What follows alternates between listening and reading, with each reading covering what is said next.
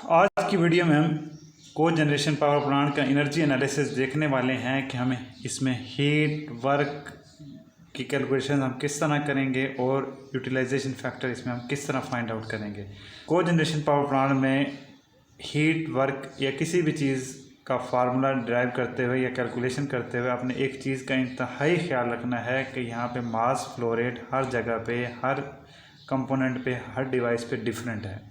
तो mass flow rate आपने इंतहाई एहतियात से पुट करना है।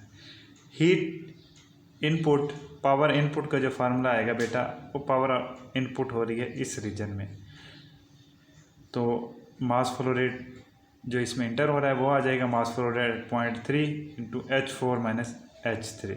ये हीट इनपुट का फार्मूला आ गया।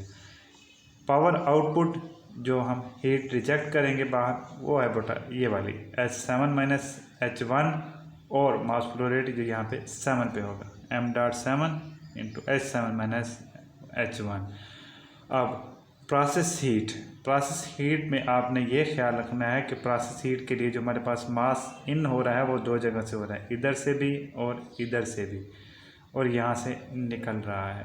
तो आपने इंतहाई सिंपल तरीका इस्तेमाल करना है कि sum of all input energies minus sum of all output energies.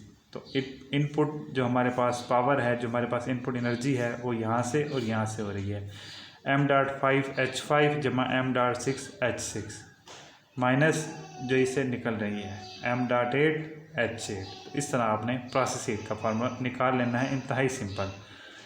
Work calculation जो आपने करनी है टरबाइन में, तो इसमें आपने इंतहाई एहतियात करनी है मास फ्लो रेट लिखते हुए। बेटा टोटल मास है m.4 जो बॉयलर से निकला, इसका कुछ हिस्सा चला जाएगा इस एक्सपेंशन वाल में जो प्रोसेस हीटिंग में इस्तेमाल हो जाएगा।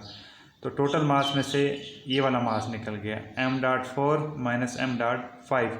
बाकी जितना भी मास बचेगा m.5 के अलावा वो आगे जाएगा इसमें। तो m.4 minus m.5 H4 minus H6। ठीक हो गया। ये हो गया बेटा पहली स्टेज में। दूसरी स्टेज में ये है बेटा H6 से लेकर H7 तक भी एक्सपेंशन होनी है, ये वही लिख लिया। लेकिन जो यहाँ पर मास इस्तेमाल होगा वो ये वाला होगा जो आगे कंडेंसर में जाना है m.7। ठीक हो गया बेटा। अब हीट और वर्क हमने निकाल लिए, तो यूटिलाइजेशन फैक्टर निकालना कोई मसला ही नहीं है। तो यूटिलाइजेशन फैक्टर का फार्मूला होता है 1 माइनस क्यू डॉट आउट, यानी रेट ऑफ हीट आउट जो कंडेंसर के थ्रू आपने निकाली, और रेट ऑफ हीट इनपुट जो बॉयलर में आपने दी। रेट ऑफ हीट आउटपुट का भी फार्मूला आपके पास है, रेट ऑफ हीट इनपुट का भी फार्मूला आपके पास है। ये दोनों यहाँ पे पुट करेंगे तो आपके पास यूटिलाइजेशन फैक्टर आ जाएगा। तो बेटा इतनी सी बात थी कि एनर्जी एनालिसिस ऑफ को जनरेशन पावर प्लांट हमने किस तरह करना है। तो मैंने पूरी कोशिश की कि आपको ये अच्छे तरीके से समझा सकूं। अगर किसी किस्म का कोई क्वेश्चन है तो please ask, I am available for you.